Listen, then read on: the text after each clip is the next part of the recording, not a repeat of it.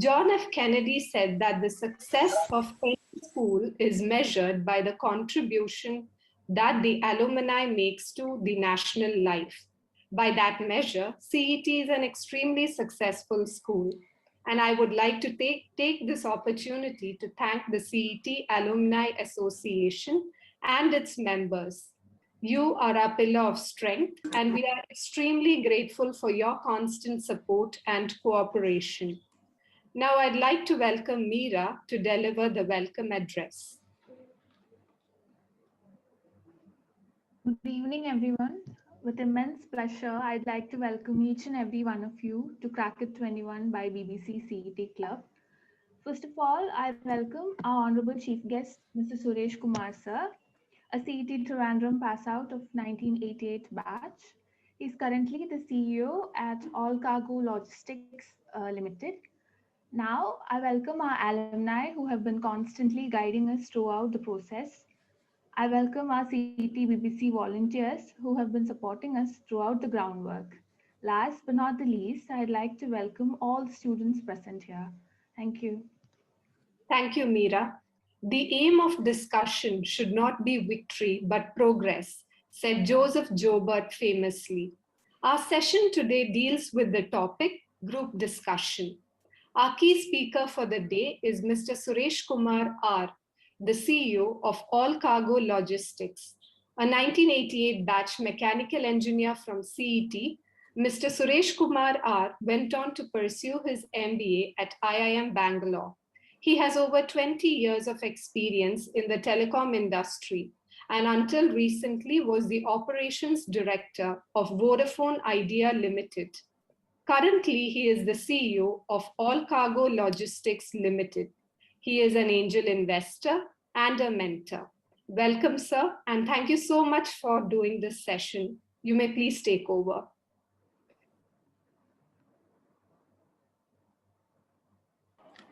Thank you. Good evening, and thank you very much for the kind words of introduction. It's always a pleasure to be back in campus. Today it is virtual. Let me thank team BBC, Satish ji, for asking me to be part of Crackit 21. So before we get there, let me just quickly check with you whether all of you and your family members and friends are keeping well. It is really a difficult time for all of us in our country. And let us wish and pray that these difficult times pass soon and we are safe and healthy.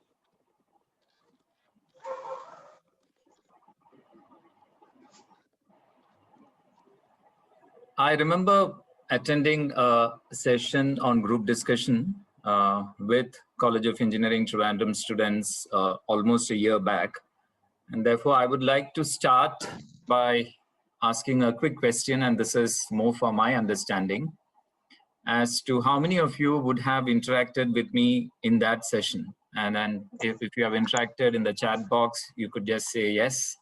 And then I know I'll get a feel of how many of us would have met before this.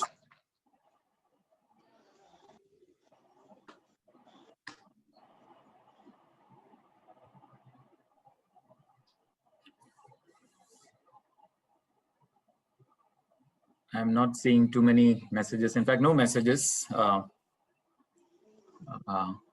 Does that mean that we are not messaging, or do I take it that this is the first time that most of us are meeting? Raju always is the person who helps me answer the difficult questions whenever we come here. So Raju can give me a little indication.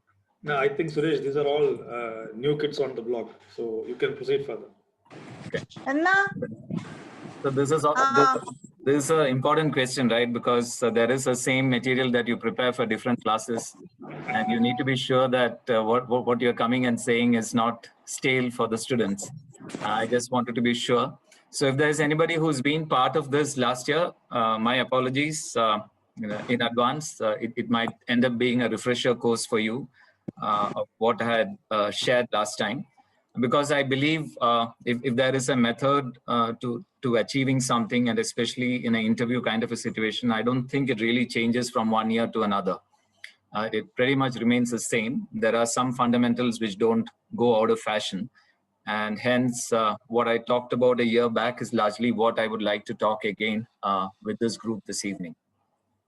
Having said that, let me request all of you to be on your chat so that there are a few questions that I have. When I ask them, I would request you to respond so that it becomes a little more interactive. So kindly type in responses to what I ask as we go along in this conversation. So the first question that I have is quite a simple one. Kerala has just seen a landmark assembly election, as rest of the country, a few other states have done. So my question to you is, how many of you voted in the recent assembly elections in Kerala?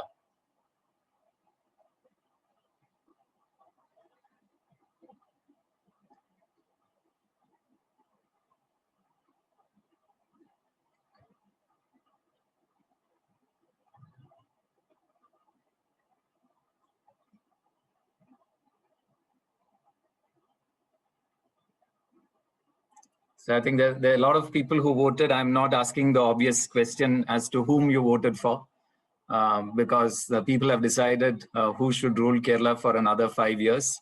And I think there are more people happy in this room with that than people who are unhappy.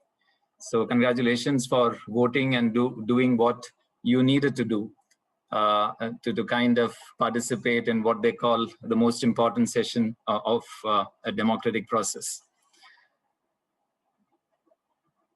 An opportunity to serve the people is a dream job. How many of you agree with what I say in terms of, if you get an opportunity to serve the people, it's a dream job?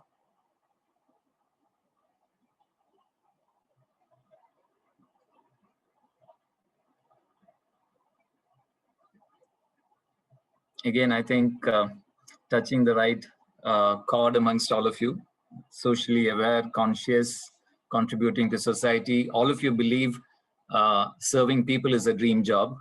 And I'm very happy to be talking to a group of youngsters who really are the future of our country. And I just wanted to ask these questions to draw out from you as to whether you see similarities between the dream job that the people's representatives have and the dream job that you're now aspiring for on graduation. I understand BBC, a fantastic forum that you have created, Be Bold and Confident. I've been part of this earlier when the name and other things were decided, and I thought it was a fantastic name that all of you chose for the platform. And now I understand it's doing a lot of good work. As the person who spoke right at the beginning, Uttara, was telling about how you're getting prepared for your dream job after graduation. What do you think are the similarities between serving or winning an election and aspiring for a dream job on graduation? Quick thoughts, if you can just put onto the chat. Are there any similarities?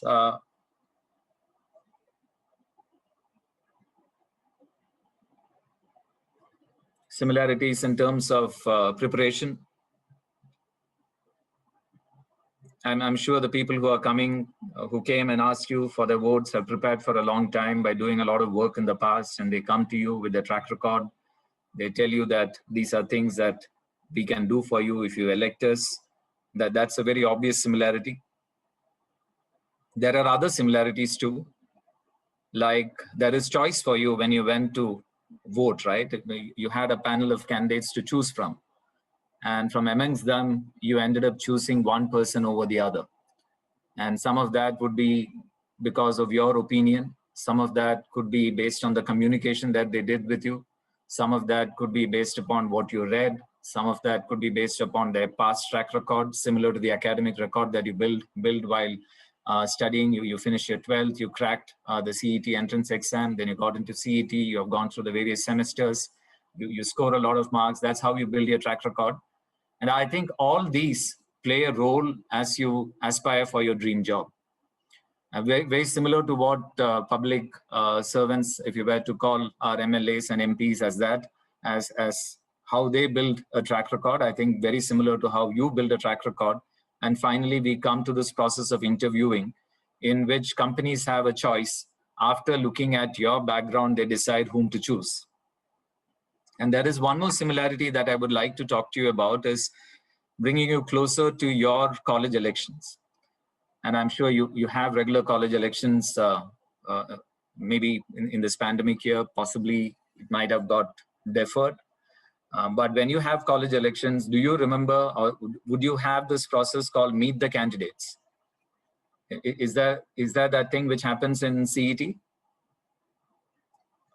Which is like a day before the elections or something like that, and every candidate gets a minute or two to come and talk to the people, to the students who are going to vote them, to their peers who are going to vote for them. Do we have a Meet the Candidate program in College of Engineering?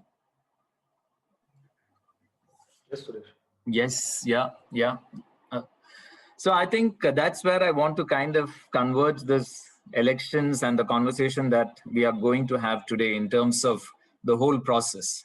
You build a track record. Finally, there is another step in the process. You could have been a fantastic student. You would have been a great in extracurricular activities. You would have done a lot of things in campus. People know you. You would be popular. But then there is this one process that you go through before the elections called Meet the Candidate.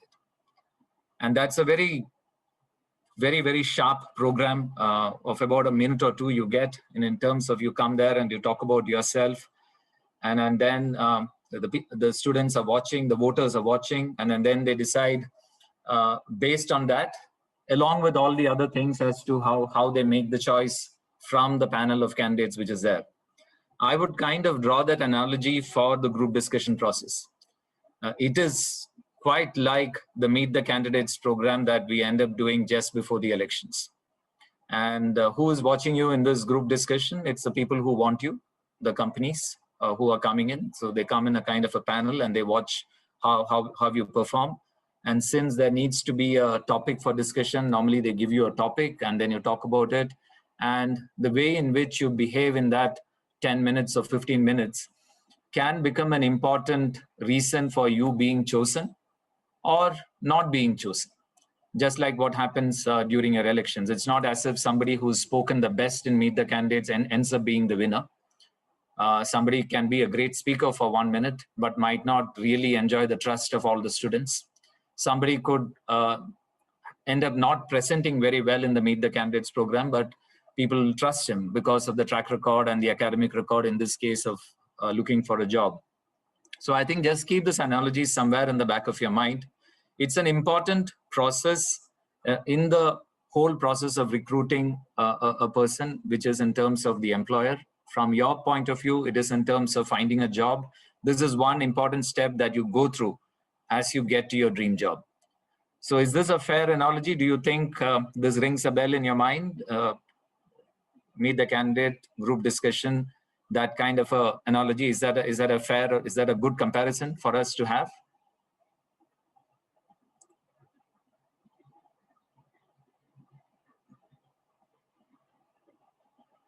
I don't see many responses there, but what do you think? Is that a fair way of kind of describing a group discussion situation?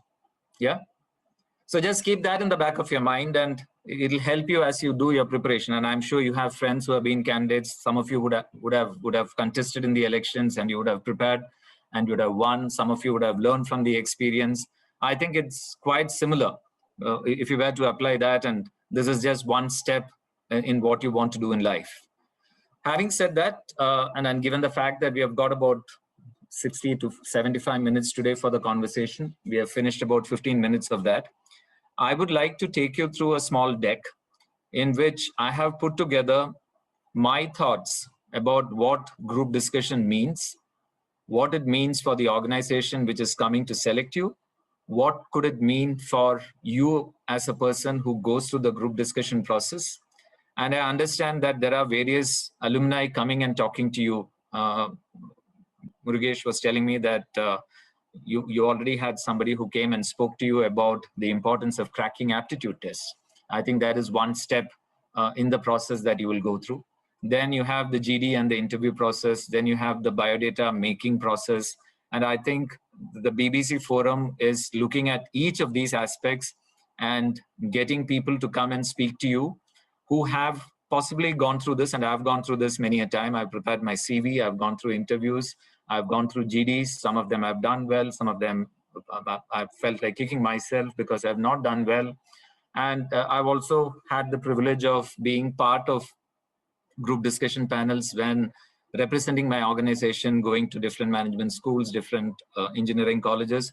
So I'm trying to share with you what I have learned from all this. And that's what I would like to do over the next 20, 25 minutes. Please feel free to stop me or ask a question in the chat box if there is something that hits your mind, or if you have a different point of view, please feel free to share that. And then towards the end, we have Raju, we have Murugesh, we have Satish. We will just throw it open to you for you to ask any other questions that you have.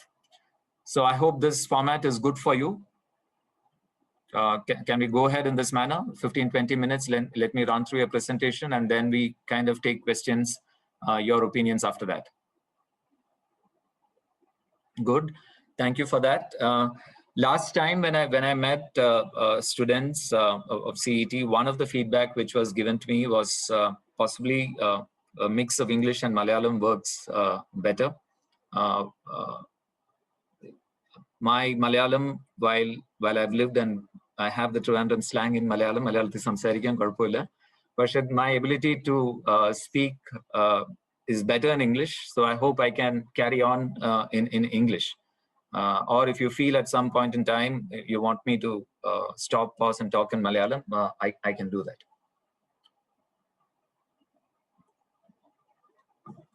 Yeah.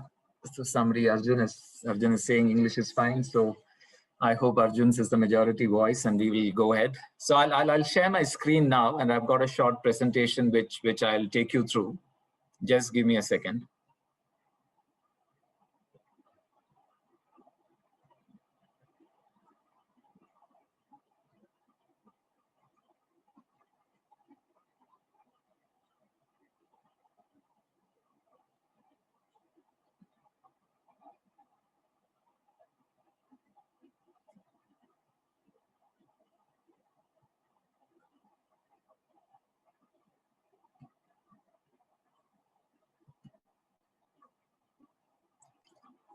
I hope you can see the screen now.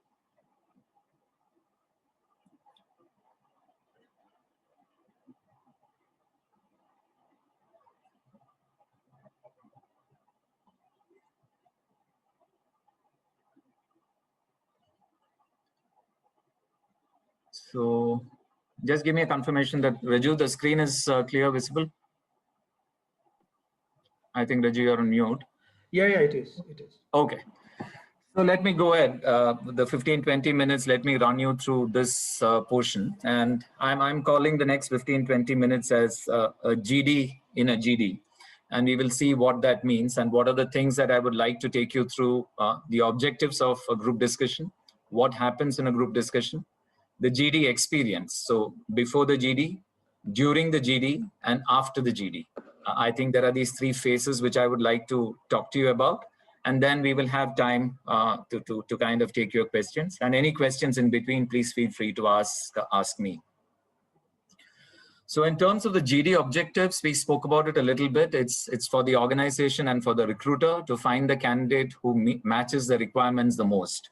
It's a selection process. The other side of the coin of selection means elimination. So people get selected. So when somebody is there in a GD, they're also looking at whom not to take or whom to eliminate.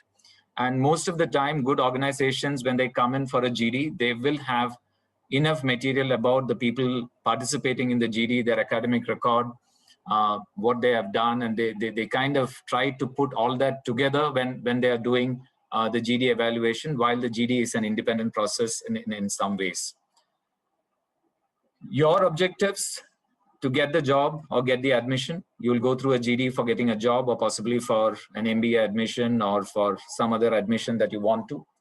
Give as many reasons as possible to choose. Go back to the candidate who came to your home asking for your vote before the elections. I think he would have promised you a whole lot of things, saying that this is what I will do and these are things, and exactly like that, try to give a lot of reasons. And I'm sure the candidate who came home and spoke to you, he never told you that he has some negatives. I think very few candidates talk about it. And similarly, I don't think in a GD situation you want to give any negative impression about you. Your objective, therefore, in a GD is to get discovered. And I took the get discovered G&D, and that's why I call the presentation GD in a GD. So essentially what happens in a group discussion is you're getting discovered by somebody who has a choice to kind of pick up from a group of very good students. They have to make a choice and you need to get discovered. So getting discovered in a group discussion, and in the process of the group discussion as a format, it's a very, very popular and time-tested personality evaluation technique. It is one element of the selection process to enable everyone to express oneself while observed by a panel. So that is important to note in your mind. This is one opportunity for you to talk, because you never know whether you're going to get one more opportunity with that organization. So if you're in a group of 8 or 10 and there are a panel watching you, make sure that you speak in that GD.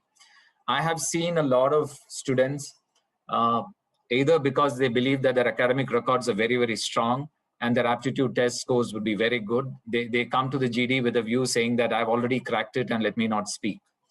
I've also seen candidates being a little shy and not wanting to talk. I think both are not good reasons not to use this opportunity.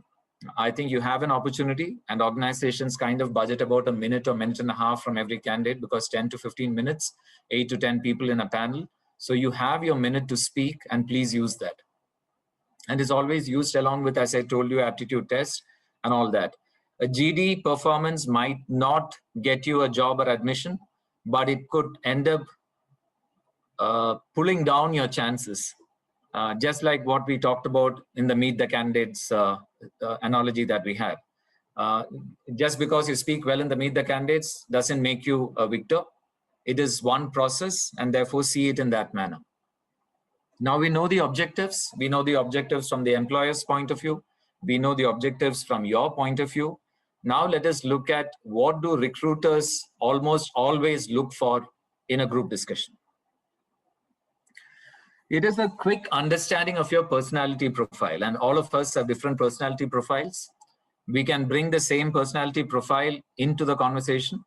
We can also attempt to portray a personality profile which is slightly different, because it's a 10-minute kind of a thing. And if you want to portray a slightly different version of you, it also gives you an opportunity to kind of do that. You can rediscover yourself during the process. But normally, people end up being their normal self while in a GD. And why do organizations do this? They want to see how you are in a group. Because at the end of the day, organizations are large groups of people.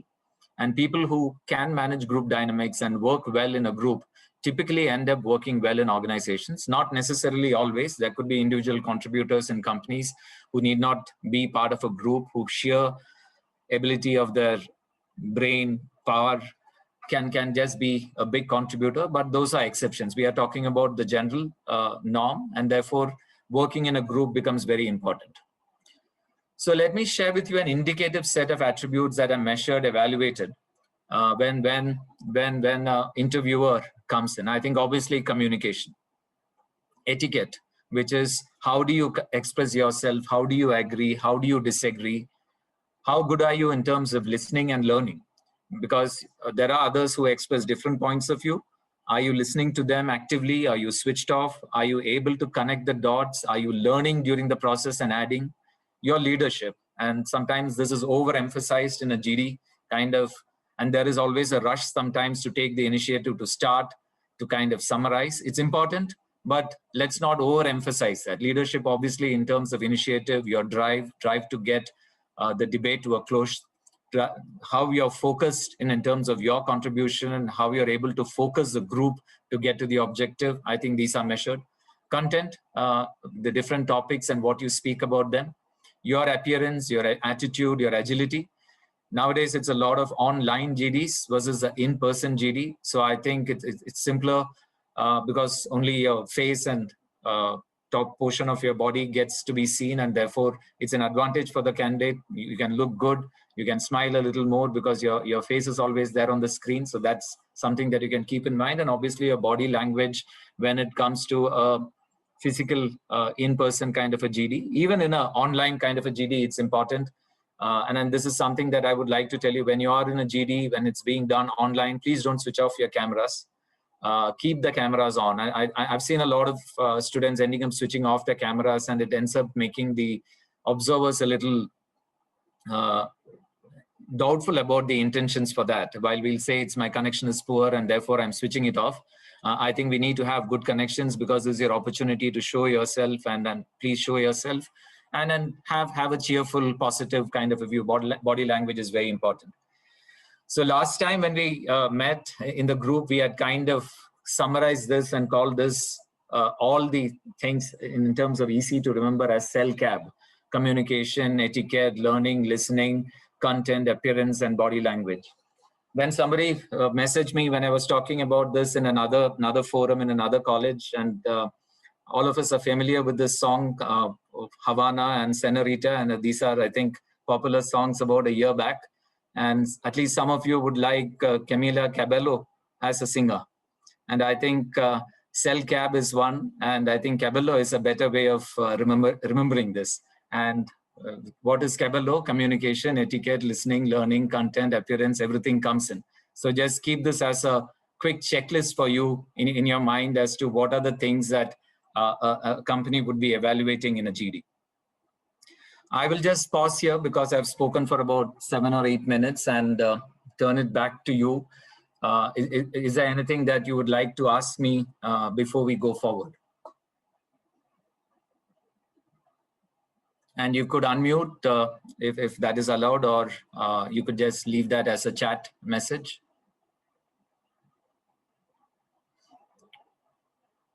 Raju, if you could help me if there are chat messages, because I'm on PowerPoint. If there's any questions which come there, just tell me. Raju, you're on mute.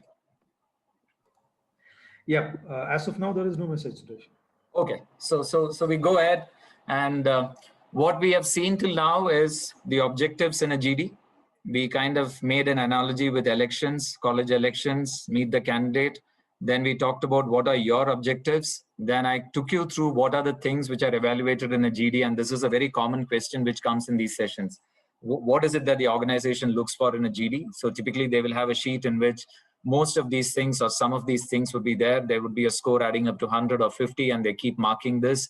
They keep noticing for evidences during the conversation, and they mark you.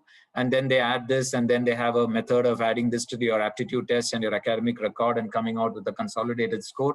And that becomes a shortlist for the interview that you're so looking forward to. Having said that, let's look at now the process of preparing for a GD. And this is quite a famous saying, and I heard the person who introduced talking about a lot of good sayings. Let me add one more from my end today. And you would have heard this in terms of preparation. 6 hours, if you have to cut down a tree, the first 4 is spent in terms of sharpening the axe. And that's a common truth. All of us know how much of preparation helps. So let me now take you through some of the suggested preparation that you could attempt to do. I understand that when you're in your 6th semester, you've got multiple priorities as a student, right? And there are multiple companies coming in. You've got the final year project to prepare for, very many things to do. And this is one more of the things that you have. And I hope most of you have cleared all your papers in the previous year and not carrying any backlog. That doesn't put in any additional weight on you. And all that, amongst all that different set of activities, you also please find a little amount of time for the preparation for the GD. And what are the things that you could do? Think about the likely topics. And then this is very, very simple: current affairs, business and economy, social issues which could come up. And then there could be abstract issues. And when you go through the subsequent sessions with Murugesh and others, you will hear about a lot of topics, and you will get a lot of tips on how you could prepare for a lot of these topics. I would suggest that you prepare a minute of speech that can be adopted to many topics.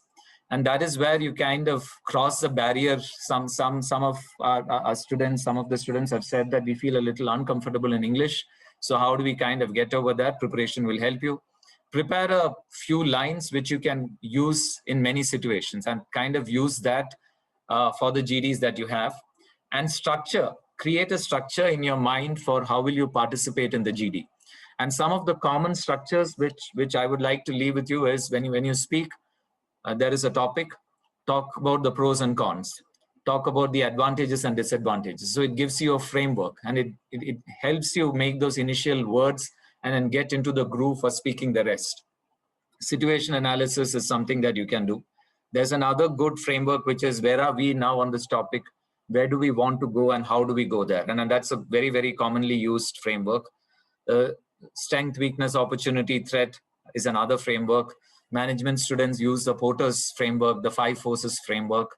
You could use a few quotes like the 2 speakers right at the beginning used today, and then kind of customize it to the topic. Bring in 1 or 2 proverbs, bring in an analogy. I think that will help you. And given the fact that a lot of GDs are now online, please ensure that your lighting, your background, your microphone, your connectivity, everything is good. A year back, I would have said use Vodafone. Now I'm not part of Vodafone, so I leave it to you. You can use whichever network is good in your home.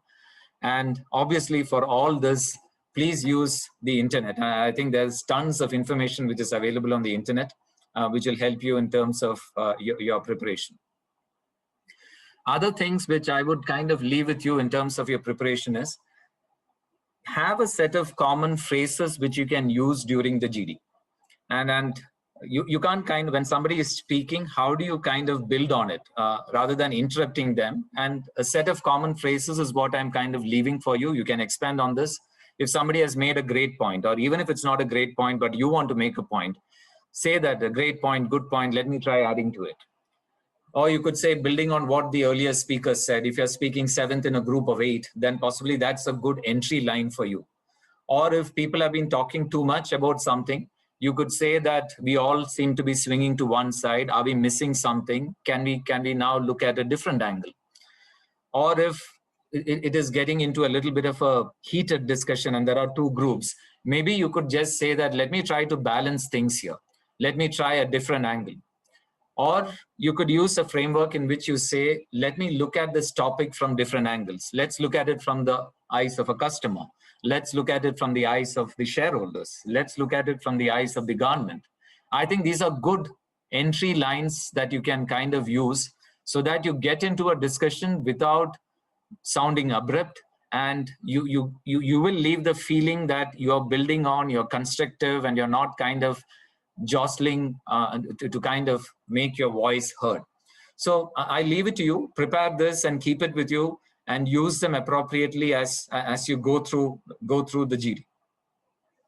At the GD, the other few things that I would like to tell you, like today, if we were to look at when we started at 7 o'clock, I think there were about 55 or 60 participants. By now, it's about 90 odd participants. But today is okay because you're coming in and you're listening. But when you're going in for an online kind of a thing, please ensure that you log in at least 5 minutes ahead of the whole process. If there is a meeting room, park yourself there so that you don't have this last minute jitters. And if it's an in-person kind of a meeting, please ensure that you get out of your hostel on time. You're outside the room where the interview is happening or the GD is happening, wait there and then walk in.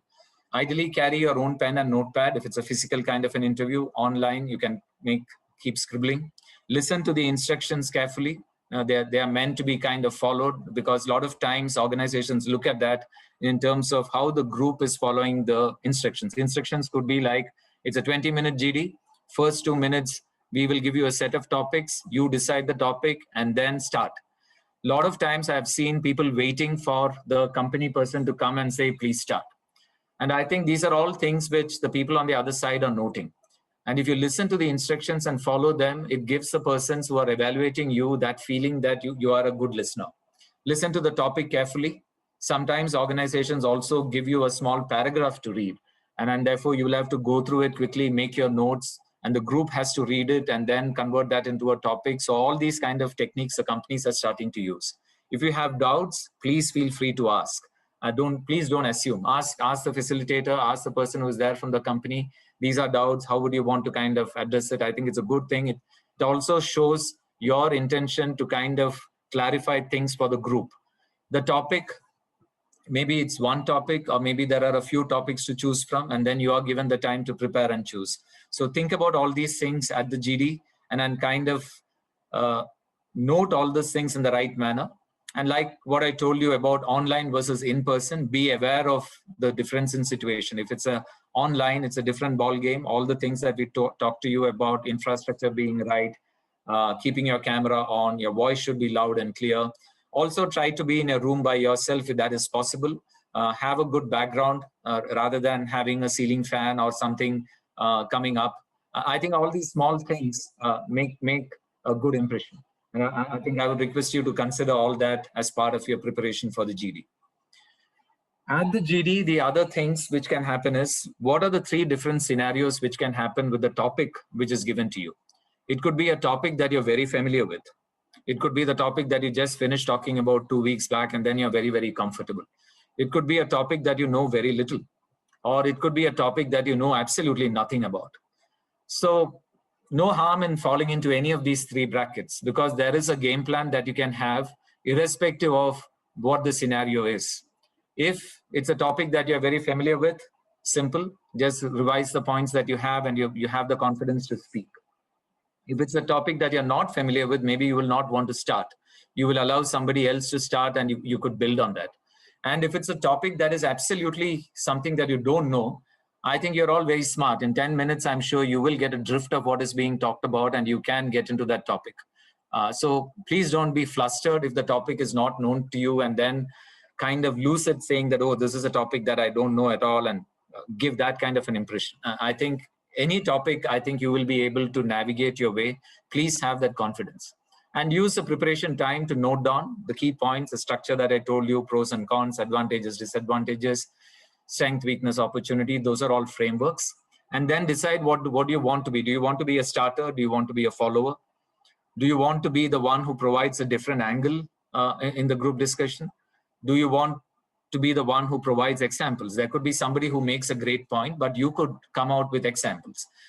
Say, for example, if it's a topic with regard to energy efficiency, I think you could give examples of electric cars and how they have made life that much more simple. You could talk about that. If it's a topic, say, about whether engineers should do management courses or something, and that's a topic which comes in when you're going in for a management MBA kind of, you could give examples of engineers who have done MBA and then gone to Excel. I think it's always good to kind of bring that life into the conversation. You could also be a good summarizer midway during the GD or towards the end. You could also play the role of a timekeeper. You could also do the navigation during the GD in that manner. As a starter, I think you could also set the norms for the whole group, saying that if there are 8 people or 10 people, let all of us speak first for 30 seconds, and then we can all have a general consensus discussion on that.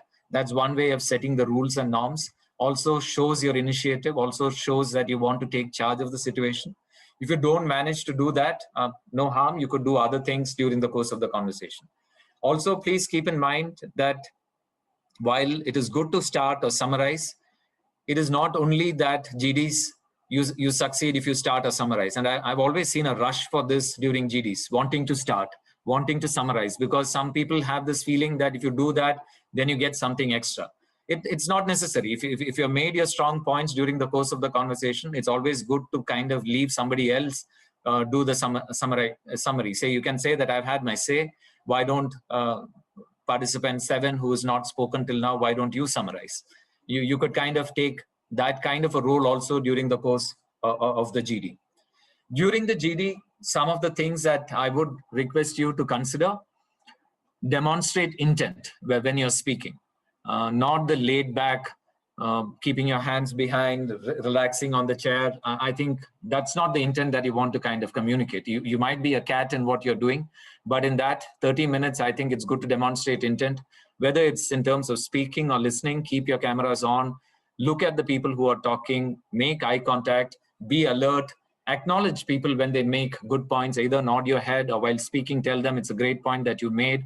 Try to build on the points, bring in someone who has not managed to speak. These are things which one could do. I would not really look forward to you contradicting yourself during the 10 minutes or 15 minutes. Ideally, if you have taken a position, it's good to continue with that position. But if somebody else has a good logic or something, acknowledge that and say, oh, this is not something that I considered, so I've learned this new position or new angle from you, and I agree that that's also a way of looking at things, rather than contradicting yourself by being on both sides of a debate. Avoid interrupting. I'm sure this is basic courtesy, and I'm sure that all of you are in a good college, and these are things that you normally tend to do. But sometimes in the excitement of the GD, we end up doing this, and that's not a good way to kind of participate. If you have to disagree, please disagree, but don't end up being disagreeable by saying cynical and sarcastic things in a GD. I think we can do that when we are debating in our mess or in the college lobby, but not in a GD, because sharp remarks and all those things never really go down well with the people who are sitting down, because you are being evaluated as to how well you work in a group. And always try to raise the level of the discussion. Speaking loudly doesn't take you very far. And this is something that I've heard people are saying, that I'm as a person, I don't speak loudly. I have a voice which is calm. Does that kind of be a disqualification? Definitely no. There are some TV channels which give you the wrong impression about shouting, but I think those TV channels really don't go far. We make our choices about which TV channels to watch, right? And I think the same thing applies when you are in a GD too. Other things which quickly I would like to leave with you: make eye contact. Everyone is equal. And this is something that I want to dwell a minute. There could be somebody, maybe your general secretary of your college union, part of the GD panel. Or maybe there is the class topper who is part of the GD panel. And there tends to be this deference and respect that we end up giving to them, saying that, yeah, he is my class topper. I don't think you need to have any of that. When you walk into a GD situation, each one is equal. And I don't think you need to have this artificial things in your mind saying that, yeah, he is a great speaker, he is a general secretary, so maybe he should be allowed to speak. All that is off. Everyone is absolutely fresh when you walk into it. So past reputation and all those things don't really count. You should mutually respect yourself, but don't kind of carry baggages when you walk into this. Speak as normally as possible. Like when you're with a group of friends sitting in your canteen, cheerful, positive, smile. Structure your thoughts. That is something that I've told you a few times. Acknowledge the earlier speakers, positive thoughts, and listen actively and participate and be in the moment. Some things which I would request you to consider avoiding while in a GD. So we talked about a lot of things which are good to do in a GD. There are some of these things which I would request you to consider not doing in a GD. One is side talk. That is especially when you're an in-person kind of a GD. People might be talking next to each other in a chair. No side talk conversations. Please don't interrupt when somebody is speaking. Don't shift your posture, stick out your leg into the center of the room and those kind of things. Do please try not to mumble, even if somebody says something that you don't like, and don't speak to yourself. I think all these end up giving what you call negative vibes in the person who's trying to sit and evaluate you as a group. I've also noticed that sometimes people end up ganging up in a GD of 8 or 12. There are 4 or 5 who monopolize the time, and they kind of play this game amongst themselves. I think the people who come and are part of panels are trained to kind of see this, and it's never really looked upon as a good thing. And try avoiding that. Maybe there are a group of 3 friends ending up and you end up passing the ball only amongst yourself. Please don't try to do that. And I mentioned to you about cynicism and sarcasm. Try and avoid that. I don't think that 20 minutes we need to be cynical about anything, even if the topic is something which pushes you to be cynical. And I think if there is a COVID kind of a topic which comes in, I'm sure that we will have a lot of sharp comments and cynicism to say. But that's not what is going to take you far. Because when you work in an organization, there are times in which you will be cynical. But what organizations look forward to are people who can come and make a change rather than be sarcastic and cynical and be negative. And therefore, I think it's very important to stay on the positive side of things. After the GD, and this is the last slide that I would like to tell you, you leave the venue just like you came in, orderly, normal. I've seen backslapping and high fives and macha nee bhayangarayittu cheyidu adellam room inde porothu poyittu, because that's not the place for this. We can do that later. Please carry whatever pads or scribbles that you have with you out of the room. And I would strongly urge you to reflect for a few minutes about the GD, because at the end of the day, you are the best judge of yourself.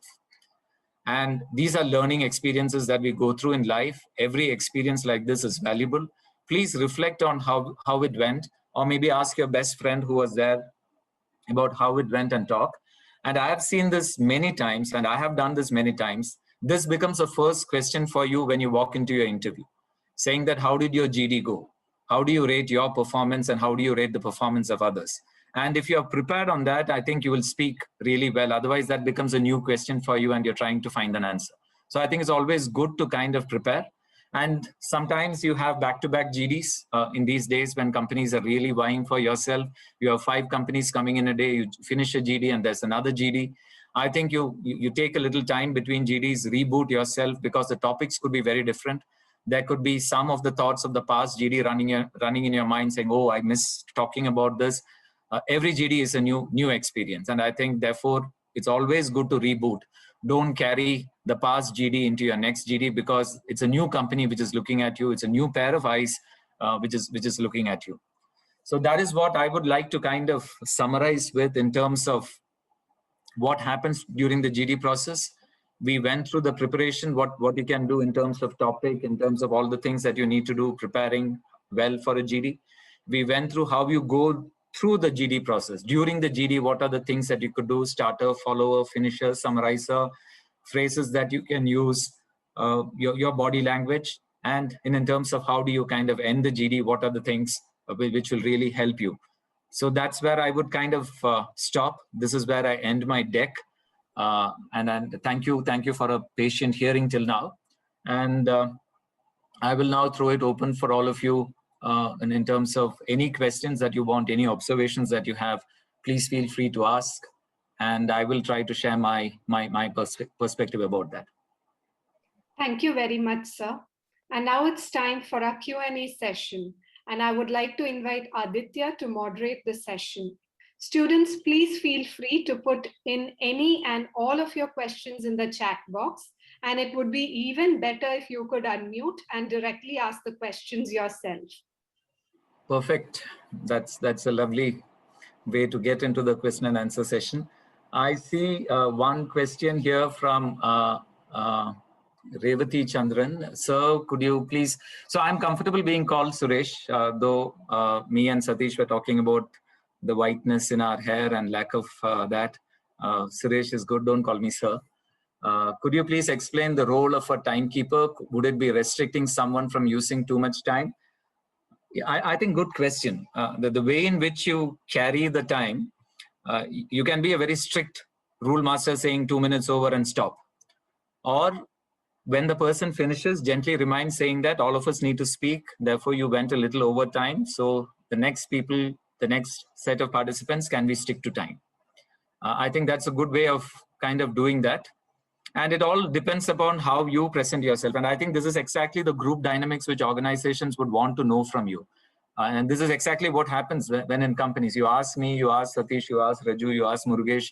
The amount of time that we spend in meetings in a company is just too much. And sometimes we feel so bored. Sometimes we feel that somebody should tell somebody to stop talking. But then it all depends upon in companies and meetings, you have somebody who's senior who possibly calls the shots. In a GD, you don't have somebody senior. Therefore, you have to use the route of persuasion to get your way. Good evening, sir. I have one question.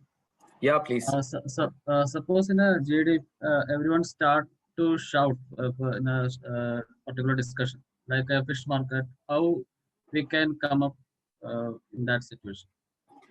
So what would you like to do? You assume you are in a GD which is now degenerated into a fish market. What would your instincts tell you? I would tell everyone that to keep quiet and let's one by one let them ask, come up with the. Yeah, that's one way. So you said I will ask everybody to keep quiet and let one by one speak. So imagine saying that in a group.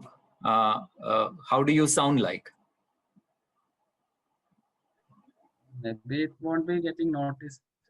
That Yeah, shouting. because have you ever listened to our teacher in class when they said keep quiet? And I think the rebel in you comes out, right?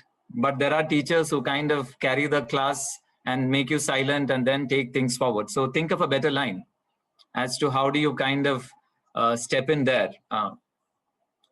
And I would leave it to you. And I think it's a very good question. It's something that you can think of. Think of what's the line or what's the two sentences that you would use when it becomes a little noisy to kind of bring the discussion back. There are multiple ways, and there were some clues that I had shared with you right in the beginning, saying that what could you do in those situations? And imagine if at home and you are in a family get together and you've got 3 or 4 of your cousins and brothers and everybody sitting together and making a lot of noise, and you want to kind of get their attention. I'm sure you will start using your charm rather than sound like a headmaster beating on the table with a stick saying keep quiet. So please consider that, and if you can rephrase that thought and give us a better line later in this conversation, it'll be very good. I would say that it's not better to get noisy. It's more better if we talk less Yeah. voice and find your voice. No, I think you're absolutely right.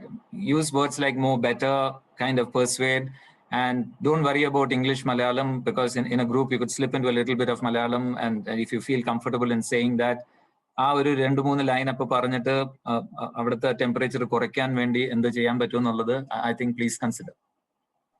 Also, one more question. Yes, Suppose please. in a group discussion, if I found someone being in silent, everyone is expressing, but if someone is silent there, Yeah. Can I just initiate, like let him talk, get a point?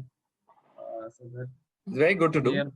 Very good to do. Last year, I would have attended 4 or 5 mock GD sessions with, I think, some of your batchmates, and a lot of people did that, saying that somebody has not spoken till now, let's hear from them. But trying to do that too often also is not a good thing, right? Because if you're in a GD, say of 20 minutes, and you're already into the 15th minute, 16th minute, and two of them are not speaking, maybe that's the time to do it. Maybe not at the 5th minute and 7th minute. One more question. Yeah.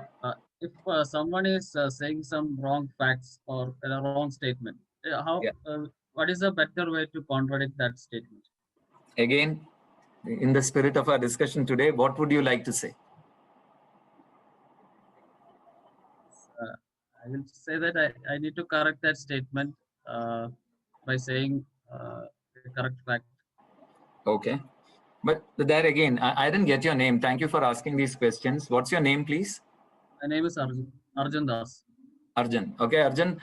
Our situation, how would you like to kind of get into that conversation, saying that if India's GDP growth is 12%, and you know that it's not 12%, it's actually 6.5%. So I will say that I'm sorry to adjust to that point. I would like to add some more facts related to that topic. So that is one way you're kind of making it sound better for the person saying, I'm sorry to come in and share.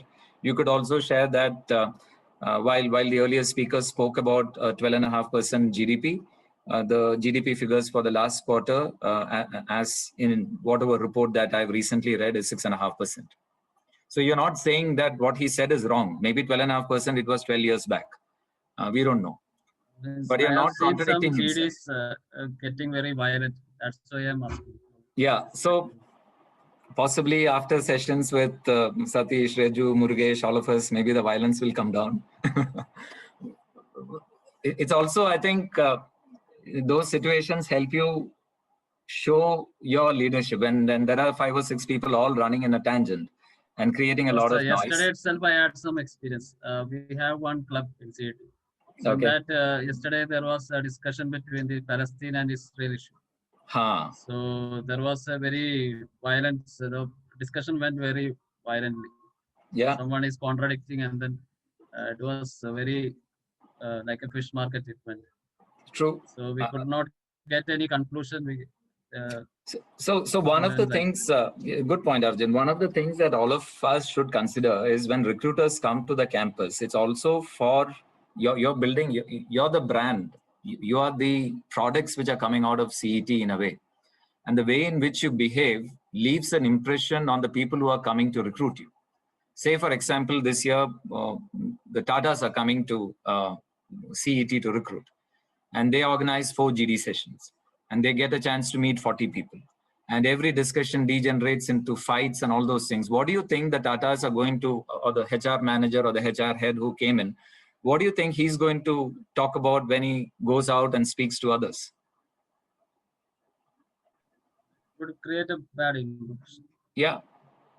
I think sometimes it's good to talk about this in your BBC and those kind of forums. It's very, very important because once the institute or the college has a certain reputation, you start attracting a lot more companies.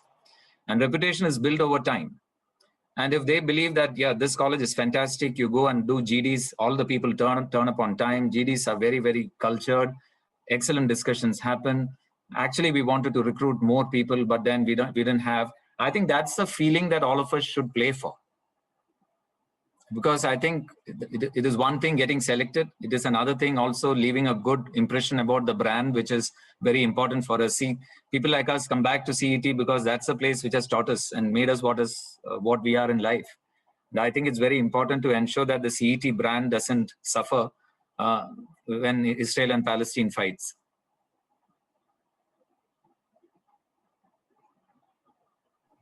Yes, sir. Another question. Yeah. Suppose in a particular discussion, when we are out of some point, we were trying to say something, but suddenly we lost that point. Suddenly we went blank in a particular GD. Yeah. So how we will come up in that situation? Good. So Arjun, you have done a lot of talking and I've asked you a lot of questions. So there are others also. So would there be anyone in the group who would like to respond to what Arjun's question is? I need a few volunteers here. The situation is suddenly during the course of the GD, you go blank. What do you do?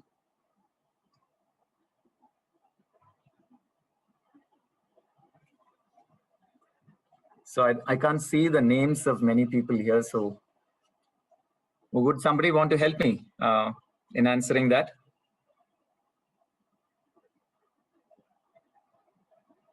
So the 3 names that I have is Meera, Uttara, Ganga is there, I think somewhere. Ganga, you're there.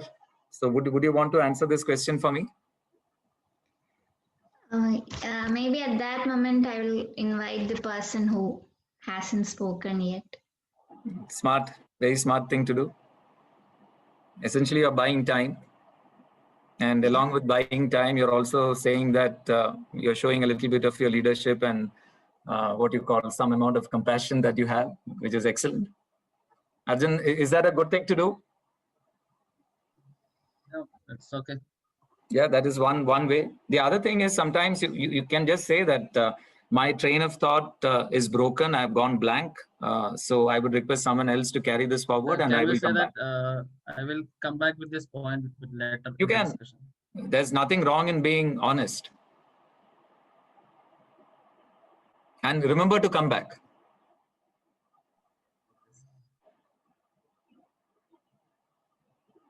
So if I was sitting in the panel, I wouldn't feel bad about it because yeah, you could, while in a conversation, suddenly your train of thought can get disrupted or you suddenly aren't able to articulate. It happens.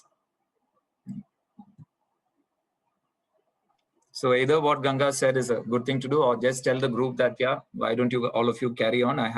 Let me rephrase the thoughts in my mind and come back. Let me come back. A lot of those interjection statements you can use and come back.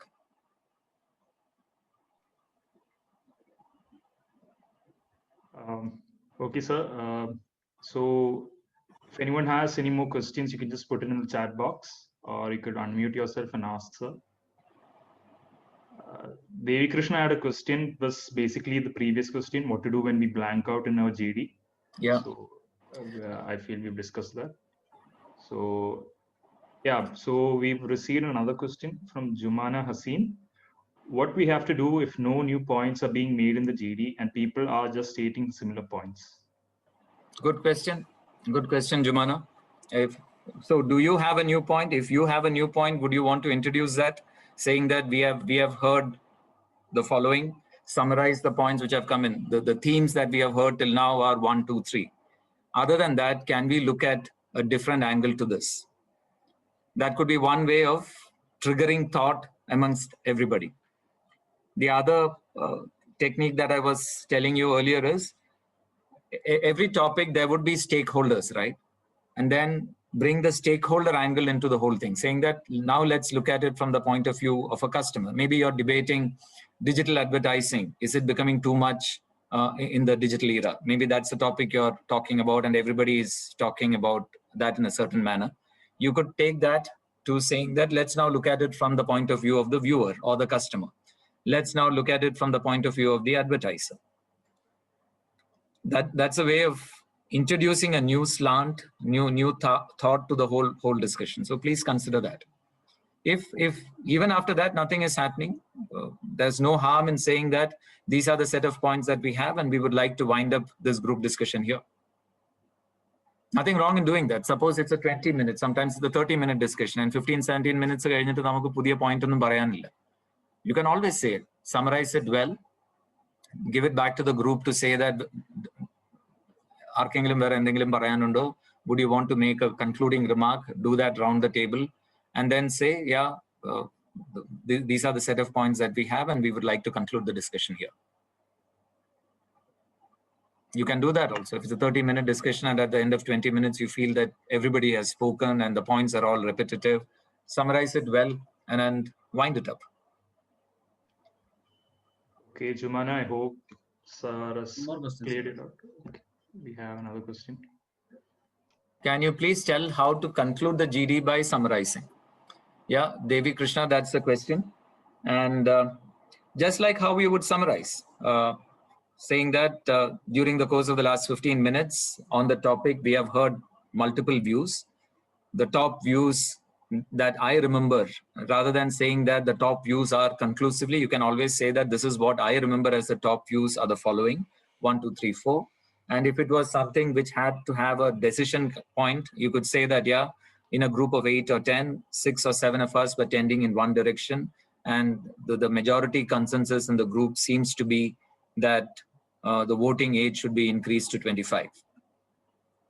If that's the topic, you could conclude it in that manner, saying these are the views that we have heard and the majority view is like this. Or you could say that the panel seems to be equally divided. There is no firm view. There seems to be a lot of good points on both sides. And we would like to end by giving due weightage to both the points which are expressed. It could be, it depends upon the topic, how we want to summarize it. Talk about 1 or 2, 3 key highlights that you have picked up and close it. And that's another thing sometimes I've seen in conversations towards the end when somebody summarizes, there is always this one person who will suddenly say, let me add one more point. And that sometimes is a very discordant note. And if that person has anyway spoken much during the conversation, it's always better to let somebody, if somebody has started the process of summarizing and closing and you are towards the end of the conversation, 18th or 19th minute in 20 minutes, let it allow and let it end. Rather than class participation, Maria, last അര മിനിറ്റിൽ എനിക്ക് ഇനിയൊരു point ഉണ്ടെന്നും പറഞ്ഞ് that doesn't leave a great impression. Sir, Aksa has a follow-up question. How will we know that this is the time to summarize? Very good question. If you have enough points which are already done, if you're closer to the time, because most companies specify the time and they want that time to be followed. So as I told you, if you're in the last 5% of the time, which is typically in 20 minutes, you're keeping time, you know it's the 19th minute or 1 more minute left to go. Sometimes organizations actually come in and say the last 2 minutes or something of the GD, they give an alert. Those are all indications for the group to summarize. The other thing is just building on the point which Jumana, someone else had asked earlier. If the same points are getting repeated and there is no new value being added, that's also a time for you to summarize and finish it. Hello, Suresh. Yeah. This is Revati Chandran. First of all, thank you for answering my question regarding the role of role of a timekeeper. The other question is, would it be okay if I didn't get to speak much, but then the points that I spoke were valid? Yeah. So is that okay, or should I kind of take more time to speak and express the ideas? No, I think good question, an interesting dilemma. And I think just as there is a saying, no, you should know when to stop. Is always a difficult thing. And therefore, the simple way of doing that is if it's a 20-minute conversation that the company has structured and there are 10 participants, someone has kind of factored in 2 minutes per person. Yes. So if you have had your 2.5 minutes of talk time, then I think you have made your points and you can feel happy that you've spoken enough. But no, you only got the chance to speak 30 seconds. And all this is, you're not keeping a time watch and looking at it. These are all things that you're making mental notes of. If you feel you haven't had the time and you feel that there is this last point that I want to make, then navigate your way to become the person who summarizes. Okay. Or navigate your way to be the person who is the penultimate speaker, saying that I've seen a lot of smart people doing this, saying that I would like to make one point and after that I will leave it to Chitra to summarize. So you are kind of taking that discussion to a conclusion. You're also pushing the panel to say that there is only Chitra who is left to speak and I'm being the penultimate speaker. And normally what happens in a group situation is everybody falls in line with that. Unless it's a very violent group like what Arjun was saying and you're fighting, most people tend to follow this and you give the cues. And therefore, you're kind of setting up the discussion for closure. So I would kind of, there are no definite rules for this. If you have made your points and you feel these are strong points, that's good enough. But you feel there is a little more that you want to speak, be the penultimate speaker and or be the summarizer.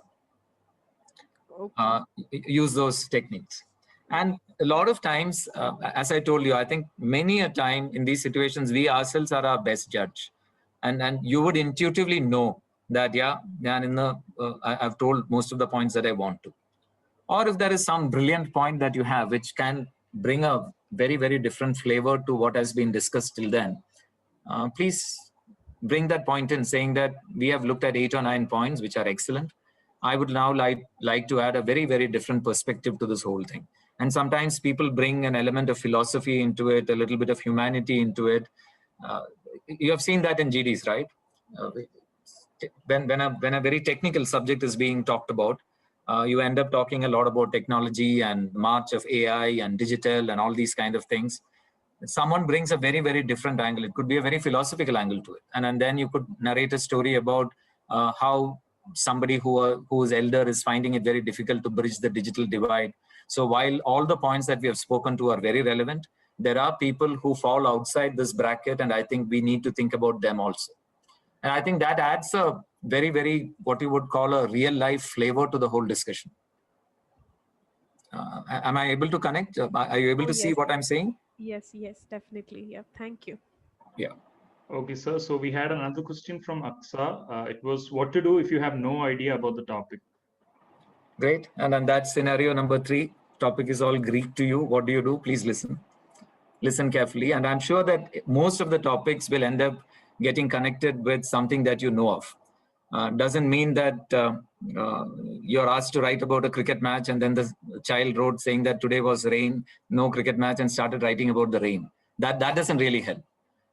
But even if you don't know about the topic, I think listening to in the first 5 or 7 minutes will give you cues about what you can talk about.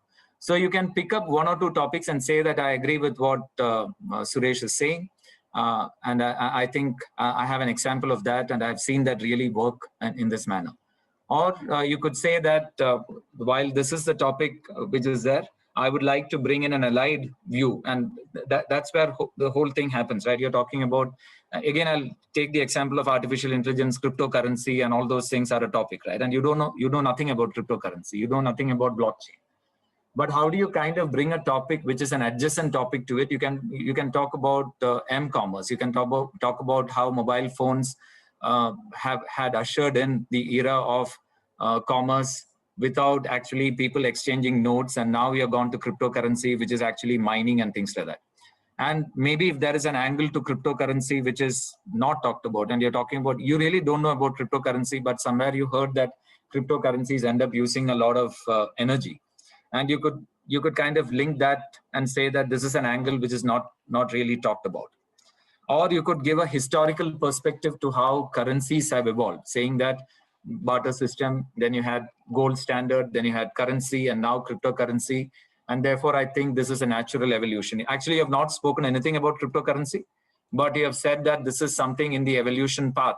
And therefore, this is something which is going to be there. That's also a way of integrating yourself to a topic about which you really don't have a lot to talk about. But then, as I told you, there is a limit to kind of pushing this. There's no point in bluffing about something if you don't know. So stay away from that. I'm not advocating that at all for a minute. Pick up points from the discussion which you can kind of summarize. And that is what you could do. And maintain your calm, note down all the points which are coming in. And I've heard people being very open about this, saying that this is not a topic that I've really prepared for, or not a topic that interests me much. Given the fact that this is a topic, I heard all the speakers, and these are 3 new learnings that I'm taking out of the GD today. You could just say that. Because there are times, and again, relating this to an office kind of a situation, sometimes you're invited to meetings and you wonder why you're being called for that meeting. And it happens in real life. And then you kind of be there because you've been called, because somebody felt that you knew about that, and that's why you were called into the topic. But you don't want to be abrupt saying that, no, I don't understand this, it's a waste of time, I want to step out. You don't do that. So I think that's a suggestion that I would give. Again, are there any other ways of handling this? Raju, Satish, Murugesh, any views other than what I said?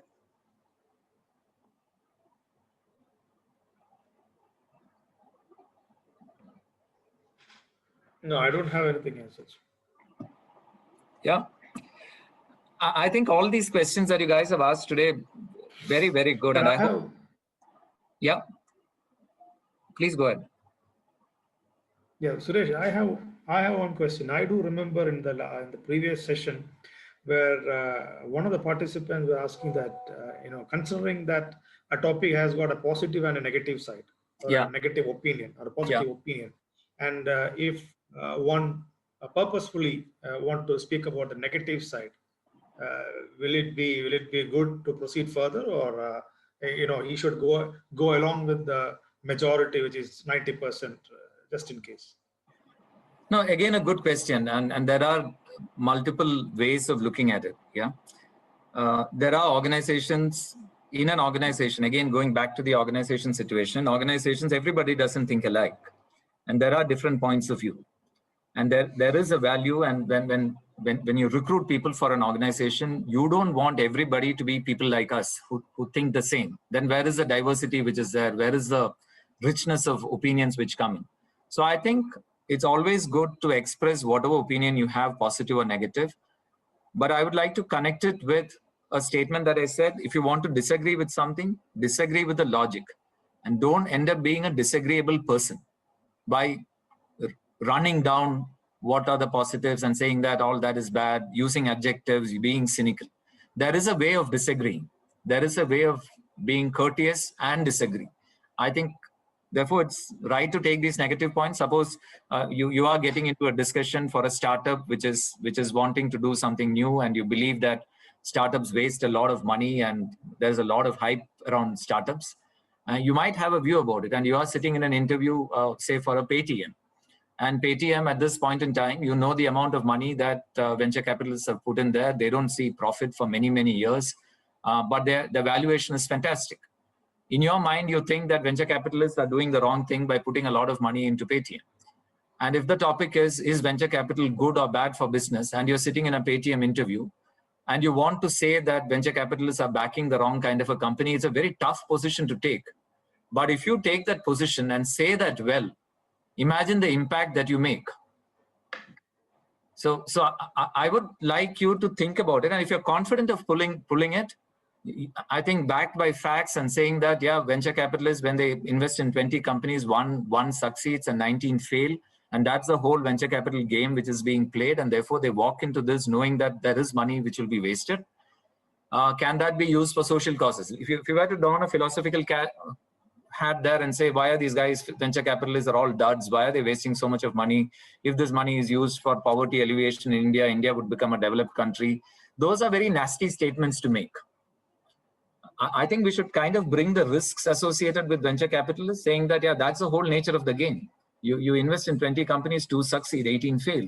But if you were to say that 18 could be used to set up hospitals and that is what needs to be done and venture capitalists are all cheats, then I think you're being very disagreeable in that conversation. No, I got it. Okay, sir. So Arjun has asked another question. If the discussion is getting diverted away, what should one do? Perfect. What, Arjun, who asked that question, what is that phrase that you will use to get the discussion back on track? Excuse me. Yeah, your excuse. So what do you want to say? Oh, sorry. So does anybody want to answer that? If the discussion is going far away from the topic, how would you want to bring the group back? Because one of the things that we talked about, right? What is an attribute that a recruiter is looking for? The recruiter will definitely look for leadership skills. In leadership, we spoke about taking initiative, having drive, and having focus. So this is a perfect situation for you to demonstrate your leadership ability of getting the focus of the group back and driving it to the required destination. So I think it's a great opportunity to say that we have heard 7 or 8 points, which are slowly starting to digress from the topic. Can we return to the core and talk about the following? Can we focus our energies to discuss these 2 points while we have heard a lot of other points? These are all good statements that you can make. And do I sound very arrogant or disagreeable when I say this? No. Yeah. No. So it's a way of putting that together, and you can practice this in your BBC mock sessions and all those things. I think this is what possibly you should kind of take these situations. And if I were to give you a cricketing analogy here, the way in which cricket used to be played 20 or 25 years back to the way in which cricket is now being played, you will know that when a team is going to England, they actually take 2 or 3 additional bowlers with them who can bowl exactly like how an Anderson would bowl or how a Ben Stokes would bowl. Why are you doing that? You're preparing. You might be a great batsman in Indian conditions or in Australian conditions. You go and play in England, it's a very different set of conditions and you're preparing yourself. Similarly, in your BBC sessions, I think you should take these kind of situations, like all the situations with Arjun and others asked. It has become a fish market. Now, how do we retrieve the situation? And start there. It's a fish market. Now let us get back to track. Now this discussion has gone in a tangent. Now let us bring this discussion back to track. And I think those situations you do and you practice in your BBC framework, I think it will really be helpful. And you've got very, very good people to guide you, right? You've got Murugesh, you've got Satish, you've got Raju. I don't know who are the others who are there, but I'm sure all of them will definitely help you to kind of do this. And when you practice this, it will definitely help in a real life GD situation.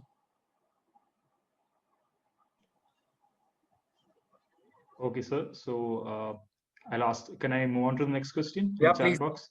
Please. Okay, so Surabhi has asked the next question. What if we are at the time limit and we are still discovering new points? Is it all right to extend it or should we rush to conclude it? Dilemma question. Ideally, companies wouldn't want you to extend because everybody has got time limits, because one GD extending and you're the third GD in 5 GDs in a day, the whole process gets cascaded, the delay gets cascaded. So I think you should kind of wind up. There are times in which I have, as a moderator in a GD, gone back to a room and said that you guys seem to have warmed up only now. Therefore, we are giving you 10 more minutes to arrive at a decision. I think don't fiddle around with the rules which are being laid, is what I would tell you. So you should stick to what it is done. And you leave that judgment to the people who are watching you. If they want to give you 10 minutes and all those things, it's up to them. Because normally, again, look at a real life scenario. There are deadlines and deadlines have to be met. If deadlines are not met, you have to go and ask somebody for additional time. You don't decide to change the deadlines by yourself in a company when you're working, unless it's your own company and you want to run it like the way you want to.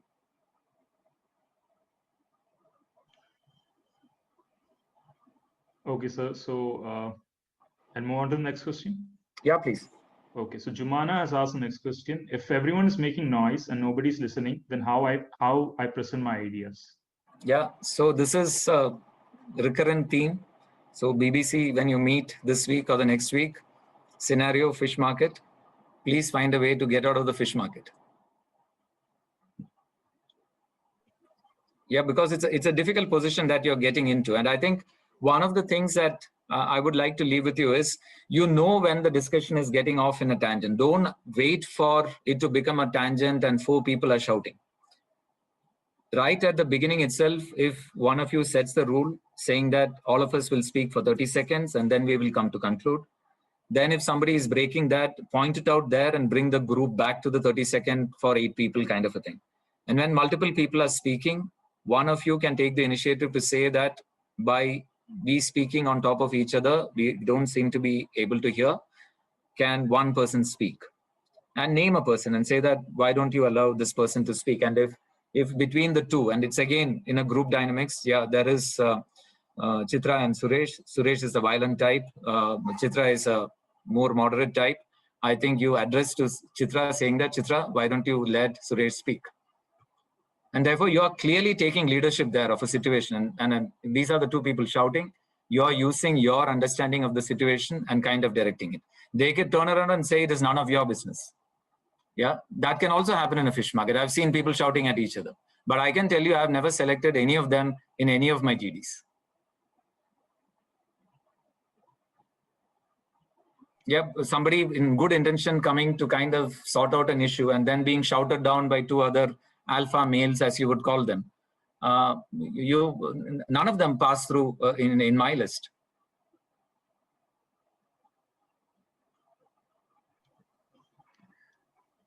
Okay, sir. So I'll move on to the next question. Yeah, please. Okay, so Pavan has asked the next question. How much weightage is given for GD in the whole process of recruitment? Yeah, it's a good question. Subjective, depending upon what organizations are, different kinds of organizations, what organizations do. It all depends upon that.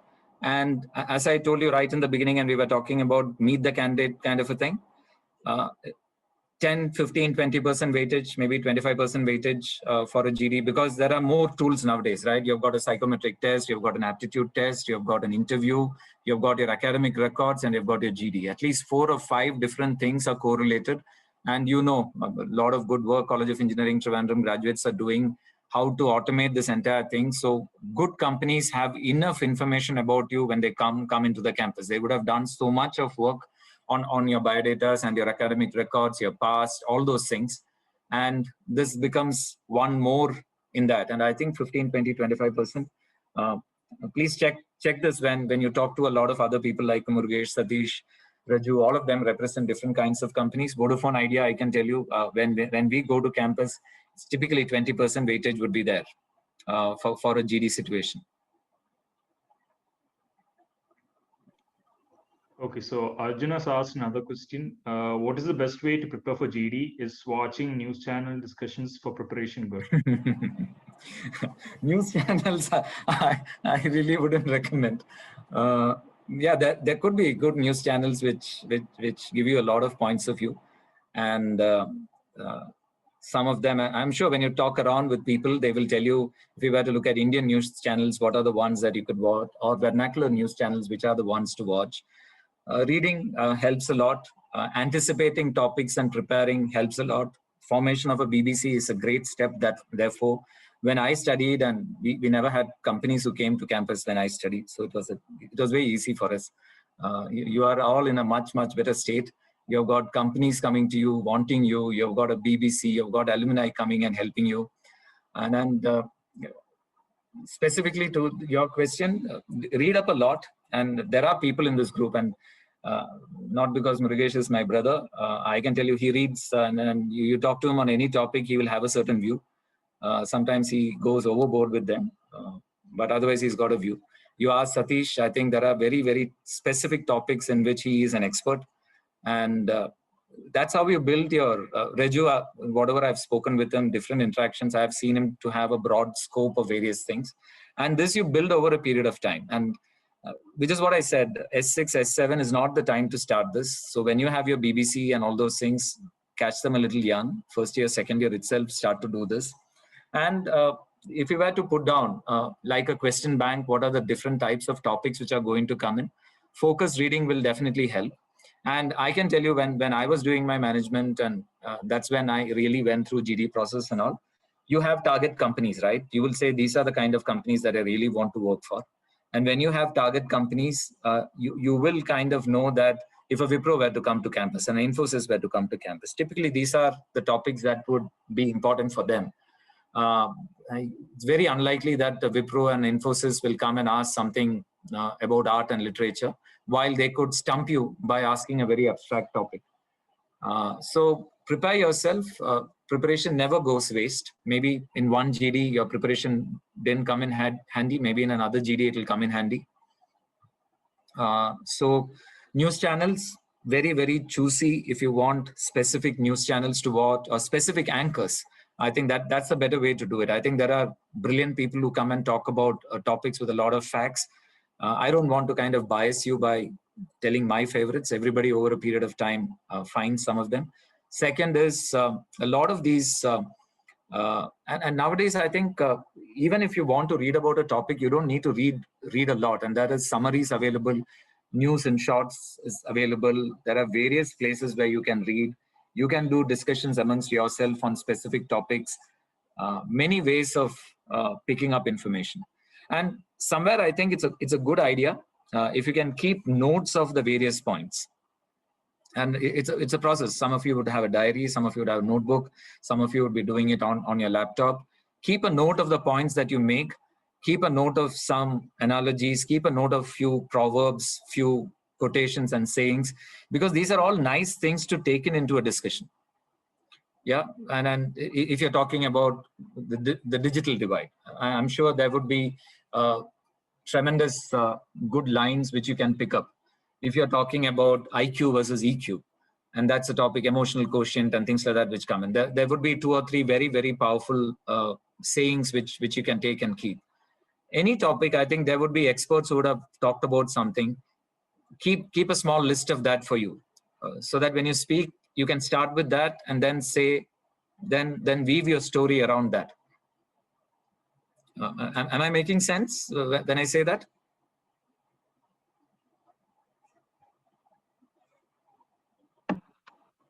Yes, sure.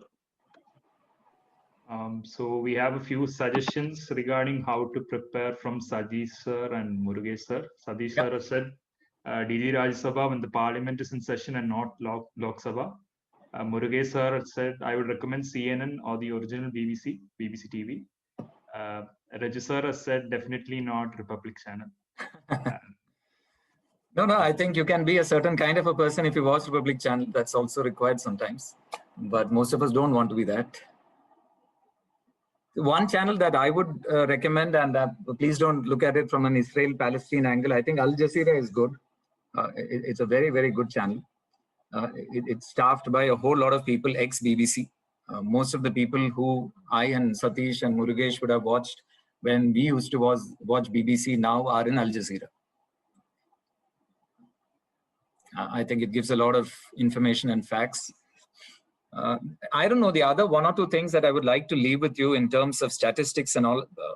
Have you heard about this thing called Venture Capitalist? There is a site which gives you a lot of informations, infographics. There is another site called Statista Infographics.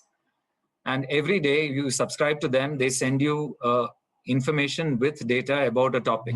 Say, for example, what's the amount of vaccines that each country has ordered as of last week? And that information comes in the form of a very nice infographic. All the numbers are there, or the oxygen shortage that we are talking about. So subscribe to some of those channels. So what happens is you're not searching for information every day. Something lands up in your mailbox, and all that becomes preparatory material. And before an interview, you can just glance through some of these things, and you could pick up those points. And I find these two sites very good because it doesn't take too much to read. It's presented in nice graphs and tabular forms with a few executive summary kind of points. You read that and you speak, you sound very knowledgeable. Sir, could you please repeat the names? So one is Statista.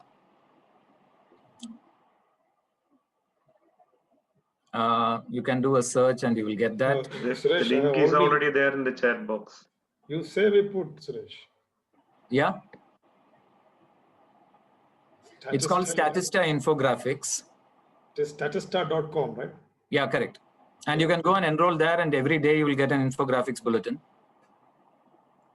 This is a little large about... related to COVID on. What was the other one, Suresh?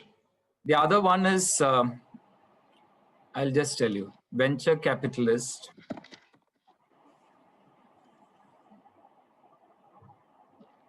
Venture Cap Insights? Yeah.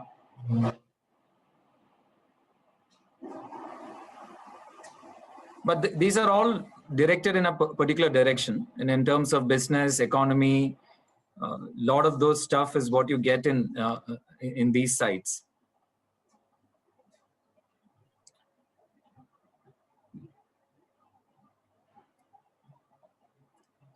And I think most, sorry, it's not venture capital, it's visual capitalist.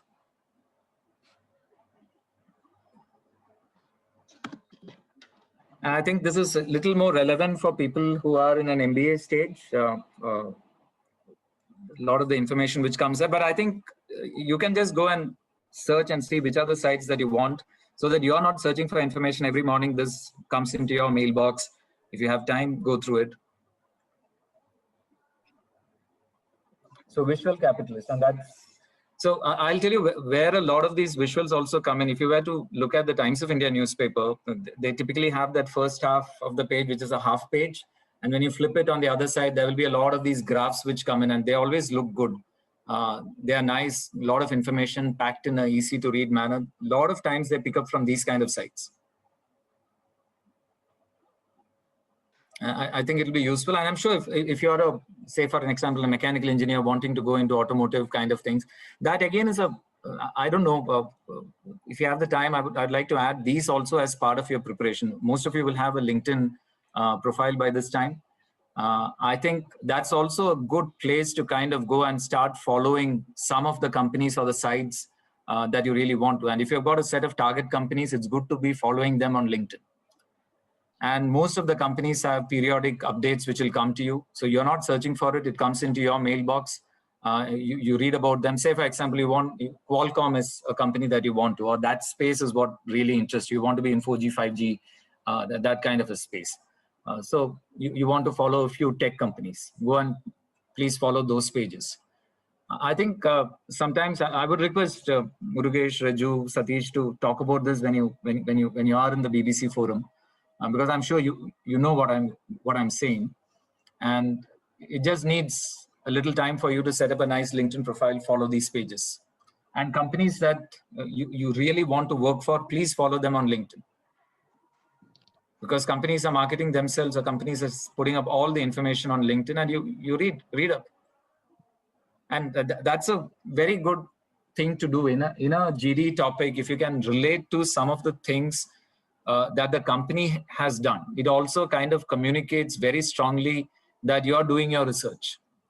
And I can tell you all these leave a positive impression somewhere in your conversation. Or you get an interview, you finished your GD and you're walking into the interview. There is this typical question that you get at towards the end of the interview saying that, do you have any questions to ask me? And I think a lot of our people, very good-natured people, shy, we say, no, sir, we know everything about your company. I think you're losing an opportunity. Please ask something, and please ask something relevant about what you have read about that company. Saying that we recently read that you have done an acquisition of this particular company. Can you please tell us what was the thought behind that acquisition? we recently read that you have created a new investment in this particular portion of the country. What are your thoughts behind that? We recently read your quarterly results, and I noticed that there is a big jump in extraordinary income in this quarter. Could you please tell me what that extraordinary income was? Imagine how the person sitting on the other side would feel in terms of your interest about that company. Okay, sir. So with this, I hope we don't have any more questions left for the Q&A session. So we'll end the Q&A session, sir. Yeah. Okay, sir. Perfect. Thank you, sir. Thank you, sir, for addressing the questions. And Aditya, thank you for moderating the session. I would now like to invite Ganga to propose the vote of thanks.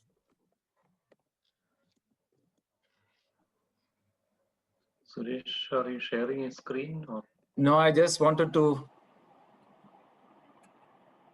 So I think I got a problem now in terms of, yeah, I need to re-log in and share, right? Because it doesn't work when I'm doing in between. I just wanted to wish you all the best to all the participants here today. Fantastic, the amount of questions which came in. And I'm sure the formation of a BBC club itself is a great step that you have taken. And I wish you all the best. Please continue to remain safe, healthy, and crack it in 21.